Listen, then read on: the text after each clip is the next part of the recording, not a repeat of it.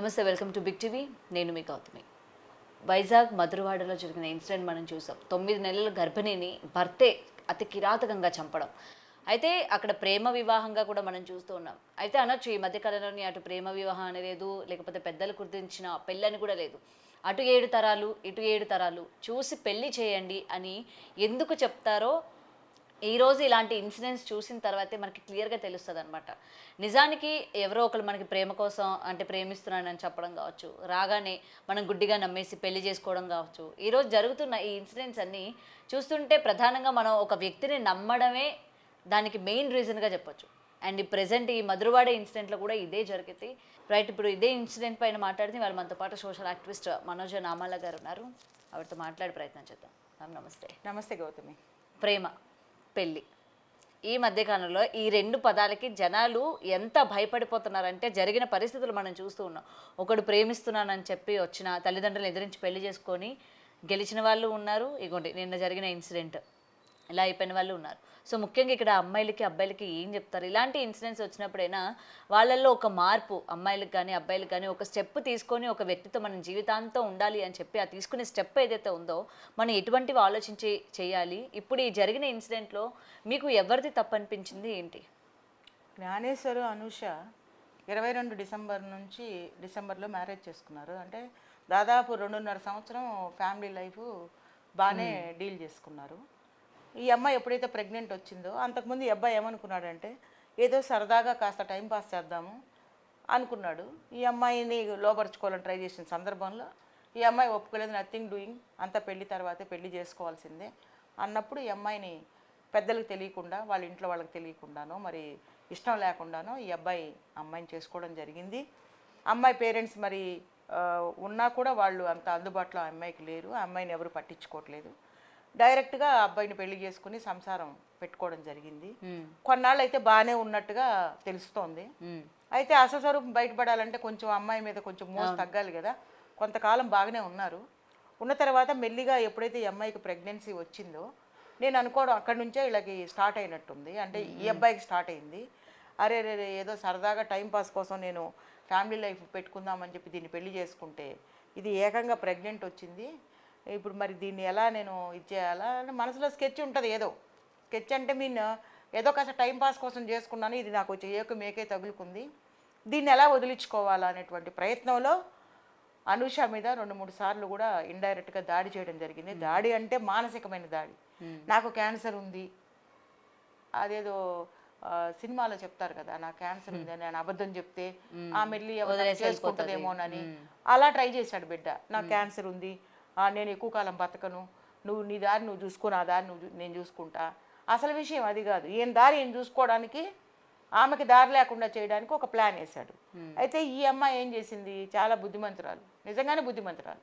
ఏం చేసింది, అబ్బాయి కుదరదు, నీకు క్యాన్సర్ ఉన్నా సరే ఏది ఉన్నా సరే చావైనా బతకను నీతోనే అని చెప్పి కంటిన్యూ చేసుకుంది.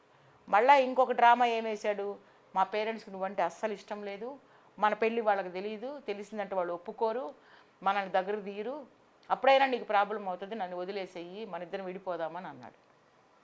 అప్పుడు కూడా అనూష లేదు లేదు లేదు, నేను ప్రెగ్నెన్సీతో ఉన్నాను, అయినా నాకు నువ్వే లోకము, నీతోనే చావైన బతికని తిట్టారులే మీ పేరెంట్స్, పొమ్మంటే పొమ్మన్నారులే అని చెప్పి ఈ అమ్మాయి కూడా వ్యతిరేకించింది. అయితే వ్యతిరేకించి వీడితో ఉండడానికి సిద్ధపడింది. కొన్ని రోజుల తర్వాత ప్రెగ్నెన్సీ టైంలో ఈ అమ్మాయి ఒకరోజు లస్సీ ఫాలుదా ఏదో అడిగిందంట. లస్సీ ఫాలుదా తెమ్మని తెచ్చిచ్చాడంట. తెస్తే ఈ అమ్మాయి తాగినప్పుడు దాంట్లో ఒక ట్యాబ్లెట్ కనపడింది. చివరిలో కనపడితే ఏంటి ఇది, లోపల ఇట్లా తిప్పుతారు కదా స్పూన్ పెట్టి, తిప్పినప్పుడు ట్యాబ్లెట్ పైకి వచ్చింది.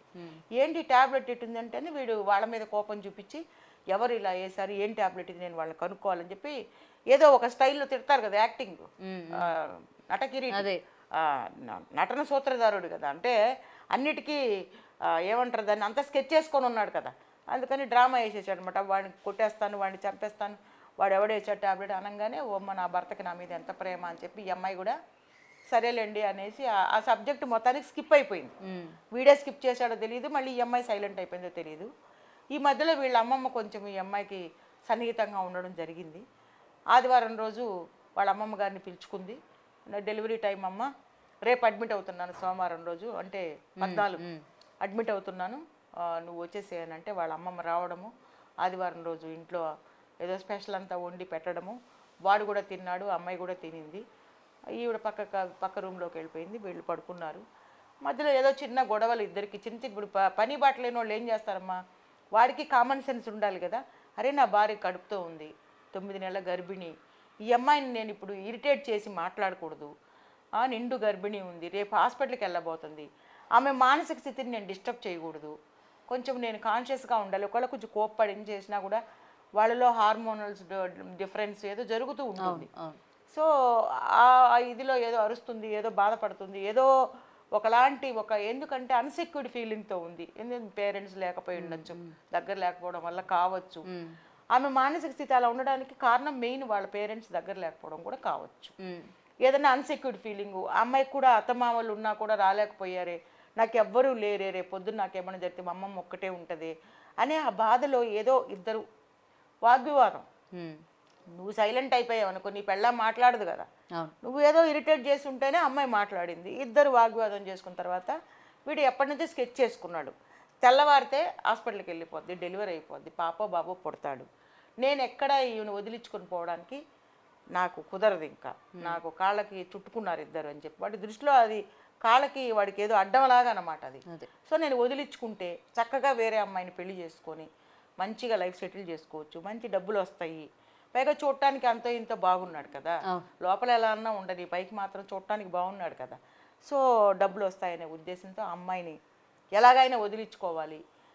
ఏం జరుగుద్ది రేపు నేను ఇలా చేస్తే అనేటువంటి భయం కూడా లేకుండా, భయం లేదు. మెయిన్ ఏంటంటే చట్టాల నుంచి ఎలాగైనా తప్పించుకోవచ్చు, డబ్బు ఉంటే ఏదైనా చేసి మసిపూసి మారేడుకాయ చేసి ఈ కేసు నుంచి తప్పించుకోవడానికి మార్గాలు ఉన్నాయి. ఓయబ్బా నాకు శిక్ష పడినప్పుడు సంగతిలే అనుకొని ఆ అమ్మాయిని ఆ రాత్రికి రాత్రి మరి చున్నీతో చంపాడో, మరి గొంతు బిసికి చంపాడో, మొత్తానికి ఆ అమ్మాయి చనిపోయేలా చాలా బలం వాడి ఆ అమ్మాయిని, ఎందుకంటే ప్రెజర్ పెట్టాలి కదా, ఇద్దరు బిడ్డలు, లోపల బిడ్డ ఉంది, కూతురో కొడుకో లోపల ఉన్నారు, ఆమెను చంపితే ఆ బిడ్డ కూడా చచ్చిపోయిద్ది ఆటోమేటిక్గా అని చెప్పి ఆమెను చంపేసి ఏం తెలియనట్టు ఉన్నాడు పక్కన. పొద్దున్నే వాళ్ళ అమ్మమ్మ గారు లేసి, అమ్మ అనుష బయటికి వెళ్దాము, హాస్పిటల్కి వెళ్దాము, లే తల్లి అని చూస్తే అమ్మాయి చచ్చిపోయింది. అంటే ఎంత దారుణమైనటువంటి దానికి ఒడికడుతున్నారు అంటే ఈ రోజుల్లో ఎవరిని నమ్మడానికి లేదు. ఇటు అమ్మాయిలు కూడా కొంచెం దారుణంగానే ప్రవర్తిస్తున్నారు, అబ్బాయిలు అంతకంటే దారుణంగా ప్రవర్తిస్తున్నారు. ఇదివరకటి రోజుల్లో కొన్నాళ్ళు లేవు అనుకున్నాను మరణాలు, కొన్నాళ్ళు తగ్గినాయిలే, లేడీస్ మీద దాడులు తగ్గినాయి, ఇప్పుడు అమ్మాయిలు చేస్తున్నారు అబ్బాయిల మీద దాడులు అనుకున్నాను. కానీ ఇప్పుడు ఈ మధ్య బయటకు వస్తుంటే అన్నీ ఇవే కేసులు. మొన్న హైటెక్ సిటీ కేసు ఒకటి, ఇంకొకటి మీర్పేటలో ఒక అమ్మాయిని, ఒక ఆవిడ దారుణంగా చంపేసి ముక్కలు చేసి ఏందో పొడులు చేసి పౌడర్లు చేసి పడేయడం అంటే అదేం దారుణమో నాకు అర్థం కావట్లా. అంత పైశాచికత్వము, అంత ఇది. నేను ప్రతిసారి ఈ మాట అంటున్నాను, ఎవరికైనా అభ్యంతరం ఉంటుందేమో నాకు తెలియదమ్మా. ఈ కరోనా టైంలో వ్యాక్సినేషన్ ఇచ్చారు, అవి ఇచ్చిన కాడి నుంచి అందరికీ ఏంటో బుర్రలో ఏదో దొబ్బేసినట్టుంది, చిప్పు ఏదో తేడా వచ్చేసింది, ఎవడు ఎలా ప్రవర్తిస్తున్నాడో తెలియట్లా, ఎవరిలో ఏ నిమిషం ఎలా వస్తుందో తెలియదు. లవ్ మ్యారేజీలు నేను అంటున్నాను, ఆ అమ్మాయి వీడిని నమ్మి బయటకు వచ్చింది. ఆడపిల్ల అయినా వాళ్ళు ఆడపిల్లలు కూడా కొంచెం కూడా ఆలోచించట్లేదు. వాళ్ళ అందరూ ఉంటేనే అబ్బాయిలు ఎదురు తిరగడమో, అమ్మాయిలు ఎదురు తిరగడమో ఏదో ఒకటి జరుగుతుంది. అదే చెప్పబోతున్నా, ఇంత చదువుకొని ఇంత జ్ఞానం ఉన్న పిల్లలు ఎందుకు అంత గుడ్డిగా అబ్బాయిలు నమ్మేసేసి పెళ్ళిళ్ళు చేసుకుని వాళ్ళ వాళ్ళ వాళ్ళ చేతుల్లో బలైపోయి ప్రాణాలు కోల్పోయి తమ బిడ్డల్ని, కడుపులో ఉన్న బిడ్డల్ని చంపించేసుకుని ఎందుకు ఇంత పనికిమాలిన పనులు చేస్తున్నారో నాకు అర్థం కావట్లా. ఇప్పుడు పేరెంట్స్ చెప్పినట్టు విన్నారనుకో, మరి రేపు ఏదైనా సమస్య వస్తే పేరెంట్స్ ఆదుకుంటారు. ఒక కష్టం వస్తే, ఇప్పుడు ఆ అమ్మాయికి కష్టం వచ్చింది, ఎవరు రాగలిగారు? వాళ్ళ అమ్మమ్మ పెద్ద ఆవిడ ఏం చేయగలదు? ఆవిడ నోటీస్ చేయలేదు కదా వాడి మనస్తత్వం ఏంటనేది. కనీసం పేరెంట్స్ ఉంటే అమ్మ ఇలా జరిగింది అంటే వాళ్ళు సలహా ఇచ్చేవాళ్ళేమో. ఇప్పుడు ఆ ట్యాబ్లెట్ ఒకటి వచ్చింది, అమ్మ ఇలా లస్సీ ఫాలో చేస్తారు, ట్యాబ్లెట్ వచ్చిందంటే వాళ్ళు ఏమన్నా ప్రోయాక్టివ్ అయి ముందుకు వచ్చి అవునే ఎందుకు వచ్చింది ఇది కనుక్కో, అల్లుడు కనిపించి అడుగుదామని చెప్పి ఆ భయం అనేది వాడికి ఉంటే అదే చంపేయడానికి సిద్ధపడడు కదా. నేను ఇక్కడ ఏంటంటే అమ్మాయి తరపున మాట్లాడడానికి కూడా ఎవరు లేకపోవడం ఏంటంటే నేను అనేది అదే, మా ఆడపిల్లలకి ఇవాళ రేపు పెళ్ళిళ్ళు చేసి పంపేటప్పుడు బ్యాక్గ్రౌండ్లో తల్లి, తండ్రి, అన్నదమ్ములు ఎవ్వరూ లేనోళ్ళు ఉండొచ్చు, కానీ ఎవరు లేకపోతే అవతల వాడికి చాలా అలసైపోతుంది. వాడికి ఏంటంటే వాడు కాసుకొని ఉంటాడు అనమాట. దీని దగ్గర డబ్బు కావాలి, అందం కావాలి, బంగారం కావాలి, ఐశ్వర్యం కావాలి, ఆమె కావాలి, ఆమె ఏదైనా కొంచెం బలహీనరాలైతే ఇంకొకళ్ళని తెచ్చుకుంటాడు. అదే ఆడపిల్ల నువ్వే నా లోకం. ఇప్పుడు అనూష విషయంలో అదే కదా జరిగింది. నా భర్త నాకు కావాలి, లేదా ఆ రోజు అసలు నువ్వు భార్యను చంపే అవసరం లేదు. నీకు లైఫ్లో సాటిస్ఫాక్షన్ లేదు ఆ అమ్మాయి వల్ల, ఇబ్బందులు పడుతున్నారు అనుకోండి, కామ్గా ఇదిగో అనూష నీ దారి నీది, నా దారి నాది, నాకు నువ్వు నచ్చట్లేదు, మన ఇద్దరికి సరిపడదు, కామ్గా నీ దారి నువ్వు చూసుకో. ఇప్పుడు చట్టాలన్నీ కూడా అనుకూలంగానే ఇచ్చేస్తున్నారు కదా, ఎందుకంటే ఎటు వీళ్ళు సరిగా వినట్లేదు. ఇలా చంపుకోవడం కన్నా అలా విడిపోయి ఎవరికి వాళ్ళు హ్యాపీగా బతికేయండి. అదే ఇప్పుడు చంపి లేదా వాళ్ళు చనిపోయి లాస్ట్కి సాధిస్తుంది ఏంటో కూడా వాళ్ళకి అర్థం కావట్లేదు. వీళ్ళ జీవితాలు పోయినాయి. అవును, అమ్మాయి జీవితం చచ్చిపోయింది, అమ్మాయి లేకుండా అయిపోయింది భూమి మీద. ఆ అమ్మాయి కడుపులో ఉన్న బిడ్డని చంపేశాడు. నువ్వు పాముకూడదు ఏంటి? నువ్వు రేపొద్దున కేసు ఖచ్చితంగా కోర్టుకు వెళ్ళాల్సిందే, జైలుకి వెళ్ళాల్సిందే. నువ్వు యావజ్జీవ కారాగార శిక్ష పడుతుందో నీకు అసలు ఉరి శిక్ష కాదు. ఆ అమ్మాయిని అనూషాని వీడు ఎలా చంపాడు, వీడికి కూడా అదే విధంగా టైల్ వేయాలి ఫస్ట్. ఇదిగోరా ఎలా చంపావు నువ్వు, సరే నీకు కూడా అలాగే, వాడికి కూడా అలాగే వెయ్యాలి శిక్ష. వేసి అప్పుడు వాడికి ఉరి శిక్ష వేయాలి. ఎందుకంటే ఆ బాధ ఆ పెయిన్ ఎలా ఉంటుందో వాడు తెలుసుకోవాలి. ఆడపిల్లలు అంటే చాలా చులకనైపోయిందమ్మా. ఇది ఏం చేస్తుందిలే, దీనికి ఏం నోరు ఉందిలే అంటే, నీకు నోరు ఉండొచ్చు, నువ్వు మాట్లాడచ్చు, నువ్వు చేయి చేసుకోవచ్చు, కానీ ఆడపిల్ల మాట్లాడకూడదా? ఆడపిల్ల మాట్లాడితే ఎదురు తిరిగింది, నన్ను తిరగబడి కొడుతుంది. ఏంది పెద్ద మొనగాడివా నువ్వేమన్నా? నువ్వు మంచిగుంటే నీ భార్య నిన్ను గౌరవిస్తుంది. నువ్వు భార్య మీద అటాక్ చేసి భార్య నువ్వు చంపేసేటువంటి గుణం నీలో ఉంటే ఏ భార్య నిన్ను క్షమిస్తుంది? అదే అనూష బతికలేదు కాబట్టి సరిపోయింది. బతికుంటే అసలు ఈ భర్త ఇలాంటి వాడనేటువంటి ఆ నిమిషము వీడు చంపేసేటప్పుడు ఆ అమ్మాయి మానసిక స్థితి ఎంత నలిగిపోయి ఉంటుందో ఒకసారి ఆలోచించండి గౌతమి. చంపేసేటప్పుడు వీడిని నేను ప్రేమించింది 3 సంవత్సరాల నుంచి 2.5 సంవత్సరం వీడితోనే నేను ఉన్నది, నన్ను చంపేస్తున్నాడు అయ్యో అయ్యోని కేకలు పెట్టినప్పుడు అమ్మాయి మానసిక పరిస్థితి ఎంత కుంగి చచ్చిపోయి ఉంటుందో. ఇప్పుడు చనిపోవడం కూడా మంచి మరణాలు అంటారమ్మా. ప్రశాంతంగా ఏ హార్ట్ అటాక్ వచ్చో లేకపోతే ఏదో ఒకటి ప్రాణం పోయిందంటే అది వేరు. కానీ చనిపోయేటప్పుడు కూడా అమ్మాయి మానసిక స్థితి, వీడు చంపేసేటప్పుడు ఆ అమ్మాయి ఎంత క్షోభకు గురై ఉంటుందో, ఎంత రిగ్రెట్ అయి ఉంటుందో, ఎంత బాధపడి ఉంటుంది అనేది అది చూసిన వాళ్ళకి అర్థమవుతుంది. ఎవరు చూడలేదు, వాడు తప్ప ఎవరు చూడు. వాడే చెప్పాలి ఎలా చంపాడు ఏం జరిగిందని. అప్పుడు సేమ్ శిక్ష ఈయనకి వెయ్యాలి, ఏం తేడా ఉండకూడదు. సేమ్ ఎలా చంపాడు ఈయన కూడా అలాగే చంపాలి. అప్పుడే కొంచెమన్నా మనశ్శాంతి చూసే వాళ్ళకి ఇంత జరిగినందుకు కఠినమైన శిక్ష పడిందని ఇంకొకడు ఆడపిల్ల జోలికి వెళ్ళడానికి భయపడతాడు.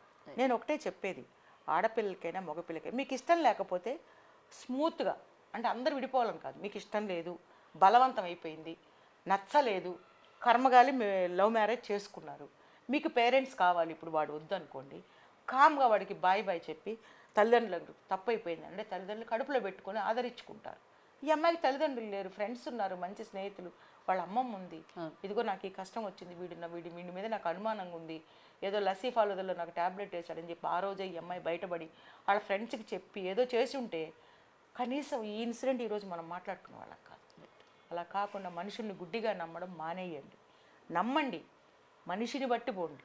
మనిషిలో మీకు ఎక్కడన్నా కొంచెం తేడా కనిపించింది అనుకోండి, మీ పేరెంట్స్ని సంప్రదించండి. మీ పేరెంట్స్కి చెప్పండి, డాడీ ఇదిగో మీరు పెళ్లి చేశారు ఇలా ఉంది, మమ్మీ నాకు ఇలా నా ఇంట్లో పరిస్థితి ఇలా ఉంది, ఇప్పుడు ఏదో తేడాగా ఉన్నాడని చెప్తే తల్లిదండ్రులు నిన్ను హక్కుని చేర్చుకుని వాడి గురించి ఎంక్వైరీ మొదలు పెడతారు. అబ్బాయిలైనా అంతే. మీ భార్య ప్రవర్తన మీకేమైనా తేడా అనిపిస్తే అమ్మాయిని తిట్టకండి, కొట్టకండి. వాళ్ళ పేరెంట్స్ని పిలిపించి ఇదిగో మీ అమ్మాయి ప్రవర్తన ఇలా ఉంది, నా పట్ల ఇలా బిహేవ్ చేస్తుంది, దయచేసి మీరు ఏదో ఒకటి నిర్ణయం తీసుకోండి అని చెప్పి సపరేట్ అయిపోతుంది. మీకు ఇష్టం లేకపోతే, ఇష్టం ఉందనుకో చక్కగా సంసారం చేసుకోండి. అది గౌతమి నేను చెప్పాను. Thank you ma'am. For more videos like this, subscribe Big TV channel.